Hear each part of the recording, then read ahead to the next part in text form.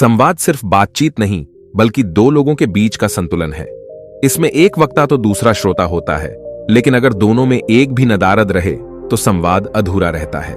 अगर आप सिर्फ बात कहने के आदी हैं, तो सुनने की कला भी सीखनी होगी।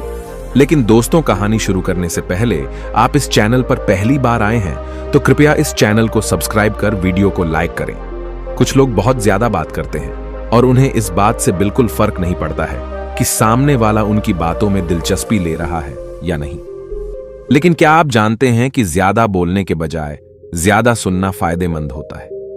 कई बार हमें अपनी कही बातों पर पछताना पड़ता है, जो कि बिना सोचे समझे बात करने का नतीजा होता है। कम बात करना और अधिक सुनना दूसरों के विचारों से सहमत होने जितना मुश्किल होता है। हो सकता है कि आपको किसी के विचार या बातें सही न लगें, लेकिन सुनते वक्त आपको अपने विचारों को किनारे कर सामने वाले की बात पर से ध्यान देना चाहिए। जब आप इस प्रकार से किसी की बात को सुनते हैं, तो आप बातों के दूसरे पहलुओं को देख पाते हैं, जिससे आप दूसरों की भावनाओं को आसानी से समझ सकते हैं। यदि आप इस आदत को अपनाना चाहते हैं, तो पहले आपको कम बोलना सीखना होगा। एक गुरु का शिष्य बहुत बातूनी था। वह हर समय बातें करता रहता था, दिन भर इधर उधर की बातें करता रहता था और आश्रम के अन्य शिष्यों को सुनाता है। एक शिष्य को गालियां देता है, वह गपशप करता है और दूसरों के साथ अच्छा व्यवहार करने की कोशिश करता है। अपने मुंह से अपनी प्रशंसा करता रहता है और हमेशा अपने आप को गुरु के सामने सबसे बुद्धिमान और सिद्ध शिष्य साबित करने की कोशिश करता है। अपने को सभी शिष्यों से अलग और श्रेष्ठ मानते थे। उन्होंने कहा कि मैं एक अमीर परिवार का लड़का हूं। अगर मैं चाहता तो एक आरामदायक और शानदार जीवन जी सकता था, लेकिन मैं वह सब छोड़कर यहां आया क्योंकि मुझे सच्चाई की तलाश है। मैं खुद को जानना चाहता हूं, मैं जीवन को जानना चाहता हूं, इसलिए मेरा यज्ञ सबसे बड़ा है। एक दिन के पुजारी ने सभी शिष्यों को आश्रम में बुलाया और कहा कि आप सभी को अगले 1 महीने तक कुछ संकल्प लेना है। इससे आपका संकल्प मजबूत होगा और आप में आत्मबल का संचार होगा। आप सभी अपनी क्षमता के अनुसार कोई भी संकल्प ले सकते हैं और 1 महीने के पहले आप में से जो कोई भी अपने संकल्प को भंग करता है, वह अपनी पुरानी दिनचर्या में वापस चला जाता है। सभी शिष्यों ने अपनी शक्ति के अनुसार बड़े या छोटे संकल्प लिए और गुरु को अपना संकल्प बताकर वहां से चले गए। लेकिन बातूनी शिष्य अपने को सबसे अलग और बड़ा दिखाना चाहता था। तभी वह गुरु की झोपड़ी में पहुंचा और बोला कि मुझे कोई छोटा संकल्प नहीं करना है, बल्कि अपने जैसा कोई बड़ा और महान संकल्प करना है।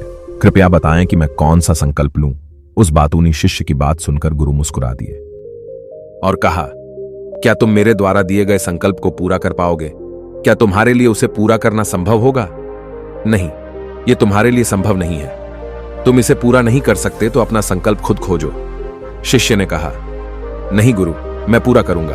आप मुझे जो भी संकल्प दें, आप कृपया मुझे बताएं। शिक्षक ने कहा, ठीक है, फिर आप अगले महीने चुप रहेंगे। मुंह से एक शब्द भी नहीं निकलेगा।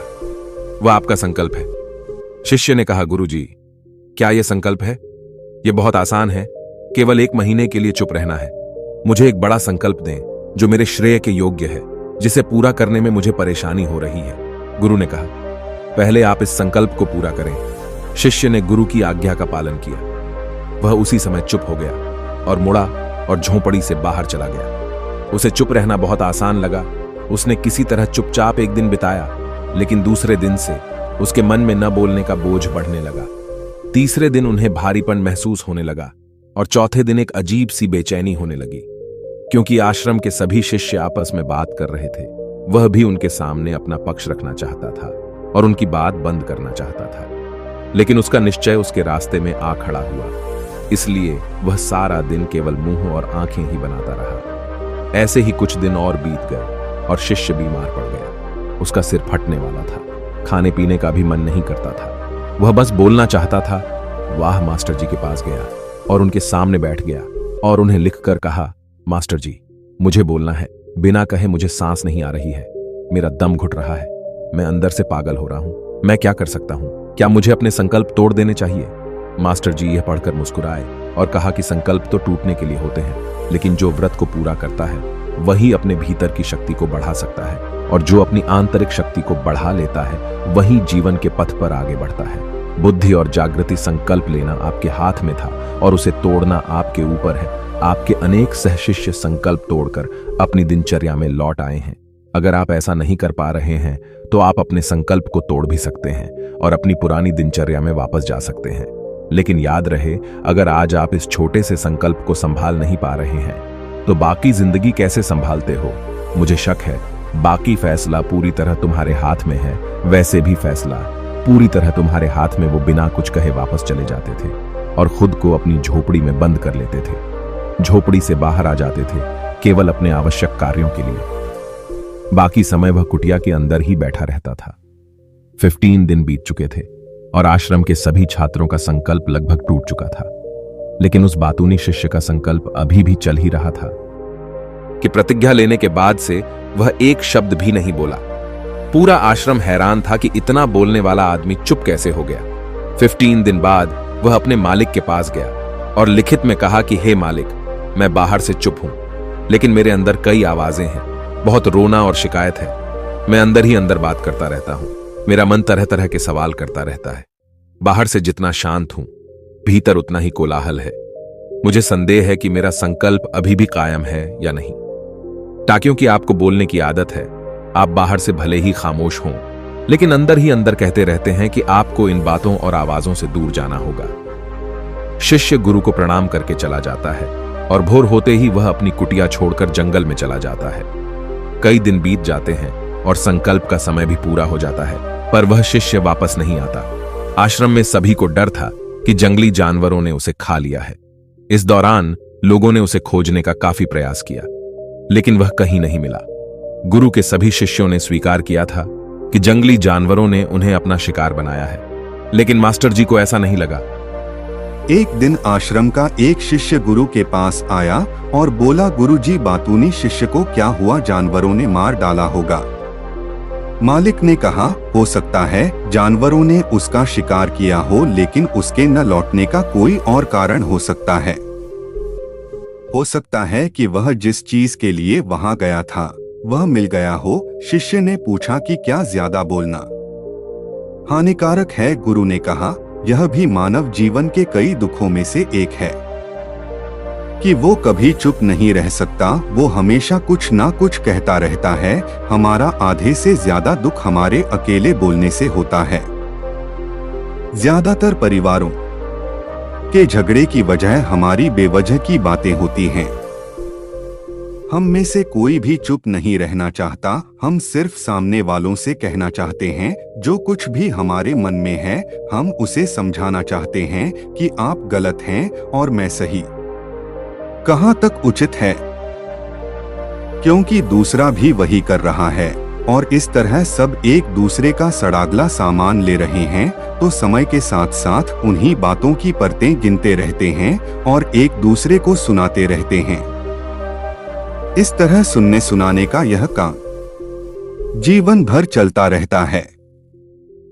लेकिन इस अज्ञानता में हम अपना समय, अपना जीवन, अपनी समझ और सबसे महत्वपूर्ण वह अनमोल क्षण खो देते हैं जिसे जिया जा सकता है, जिसका अनुभव किया जा सकता है, जिसमें आनंद पाया जा सकता है। लेकिन बदले में हमें क्या मिलता है? कुछ भी नहीं। सब व्यर्थ जाता है।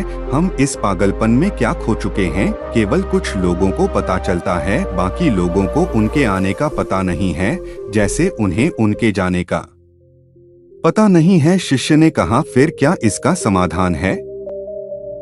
गुरु ने कहा कि आपके विचारों को पूरी जागरूकता के साथ देखना ही सभी मानसिक समस्याओं से बचने का एकमात्र तरीका है। दोस्तों, वर्तमान में रहें और पूरी सजगता के साथ अपना काम करें। यह प्रसिद्ध जापानी ज़ेन मास्टर शुनरियो सुजुकी का कथन है, जिन्होंने अपनी पुस्तक ज़ेन माइंड बिगिनर्स माइंड में विस्तार से बताया है कि कैसे एक व्यक्ति अपने दैनिक कार्य करने के साथ साथ जागरूकता का अभ्यास कर सकता है और एक जीवन भी जी सकता है। मानसिक रूप से स्थिर और सुखी जीवन आप चाहें। उस बातूनी शिष्य को आश्रम छोड़े हुए 3 महीने बीत चुके थे, पर उसका कोई समाचार न था। अब तक सब सहशिष्य भी उसके लौटने की आशा छोड़ चुके थे, लेकिन एक दिन वह आश्रम लौट आता है। उसे देखकर सभी चकित और प्रसन्न हुए, लेकिन अब वह छोड़ने वालों में से नहीं था। वह कुछ और के रूप में वापस आया। उसमें एक अजीब परिवर्तन महसूस किया जा सकता था। उसके चेहरे पर एक अजीब सा भाव था और उसकी आंखों में बड़ा सुकून था। आश्रम में आते ही सभी शिष्यों ने उन्हें चारों ओर से घेर लिया और बात करने लगा। उसने अपने भाइयों से भी बात करना शुरू कर दिया। जितने भी शिष्य उससे बात करते थे उन्हें लगता था कि वह पहले की तरह बड़बोले और बातूनी नहीं थे। उनके मुख से निकला एक एक शब्द बड़े ही मधुर और ध्यान से निकला। कुछ देर दूसरे शिष्यों से बातें करने के बाद वह गुरु के पास गया। उसने गुरु के पैर छुए और कहा, गुरु जी, क्या मैं अब भी चुप हूँ? क्या मेरा संकल्प अभी भी जारी है? क्या मैं अब भी चुप हूँ? क्या मेरा संकल्प अभी भी जारी है? गुरु ने कुछ देर तक शिष्य की आंखों में गौर से देखा और कहा, हाँ, तुम अब भी चुप हो। आपके मुंह से एक भी शब्द नहीं निकल रहा है और आपका संकल्प अभी भी कायम है।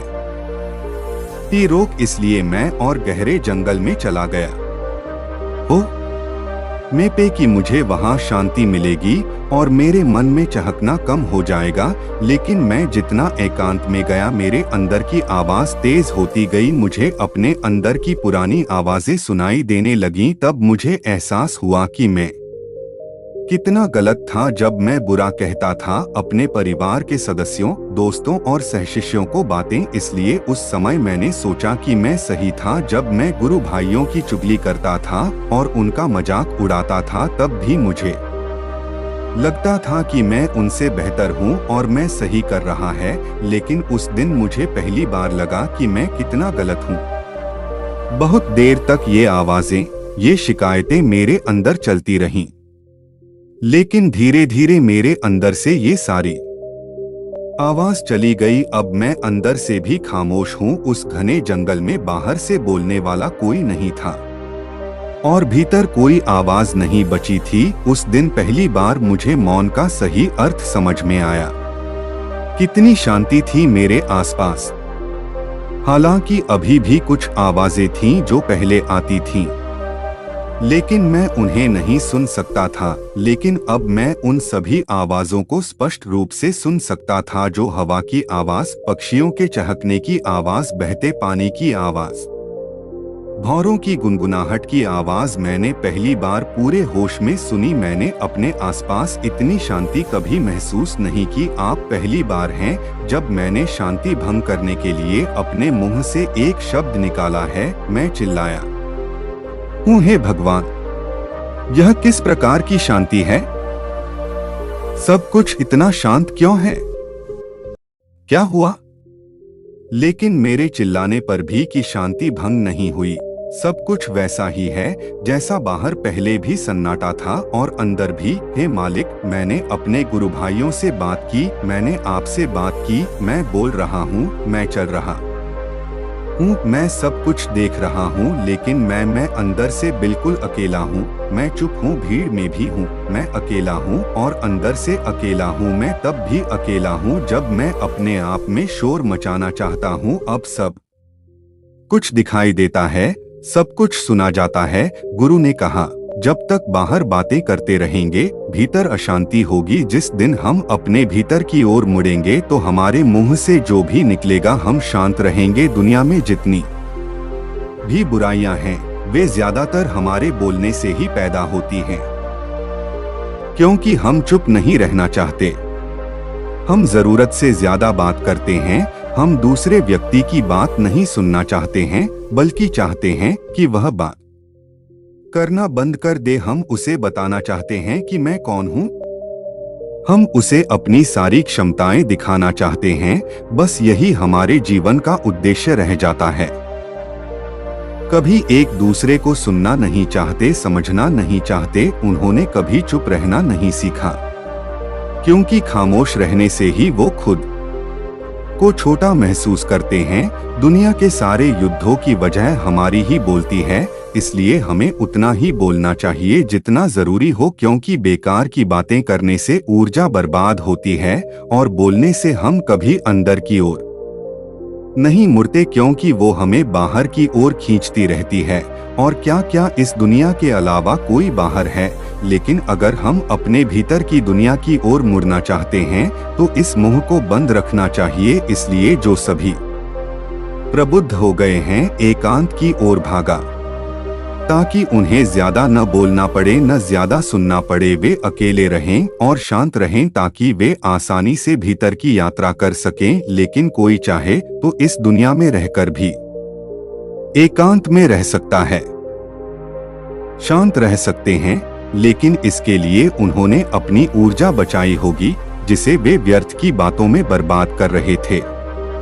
दोस्तों, इस कहानी की सीख यह है कि व्यर्थ बोलने से आपकी ऊर्जा नष्ट होती है। अगर आपको वीडियो में कुछ भी अच्छा लगा हो तो प्लीज वीडियो को लाइक करें, चैनल को